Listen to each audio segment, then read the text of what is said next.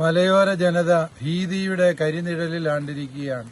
കാരണം വന്യമൃഗങ്ങളുടെ ശല്യത്തിന് യാതൊരു പരിഹാരവും കണ്ടെത്താൻ സർക്കാരിന് കഴിയുന്നില്ല എന്നുള്ളതിന്റെ ഏറ്റവും പുതിയ ദൃഷ്ടാന്തമാണ് ഇവിടെ പാലത്തുംകടവ് പ്രദേശത്ത് കാട്ടാനകളുടെ സ്വൈര്യവിഹാര ഭൂമിയായി മാറിയിരിക്കുന്ന കർഷകന്റെ കൃഷിയിടങ്ങൾ. ഇവിടുത്തെ മനുഷ്യര് ഭീതിയോടെയാണ് കഴിയുന്നത്. രാവിലെ എഴുന്നേറ്റ് റബ്ബർ ടാപ്പിങ്ങിന് പോകാൻ ആളുകൾക്ക് ധൈര്യമില്ല.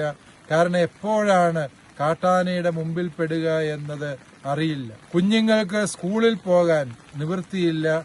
കാരണം അവർ സഞ്ചരിക്കുന്ന വഴികളിൽ ഏത് സമയവും കാട്ടാനക്കൂട്ടത്തിന്റെ മുന്നിൽ പെടുന്ന സാഹചര്യമാണുള്ളത്. ഇങ്ങനെ ഭീതിയുടെ നിഴലിൽ ഒരു സമൂഹത്തെ ആകെ നിർത്തിക്കൊണ്ട് എങ്ങനെയാണ് സർക്കാരിന് തങ്ങളുടെ ഉത്തരവാദിത്തം നിറവേറ്റിയെന്ന് പറയാൻ സാധിക്കുക?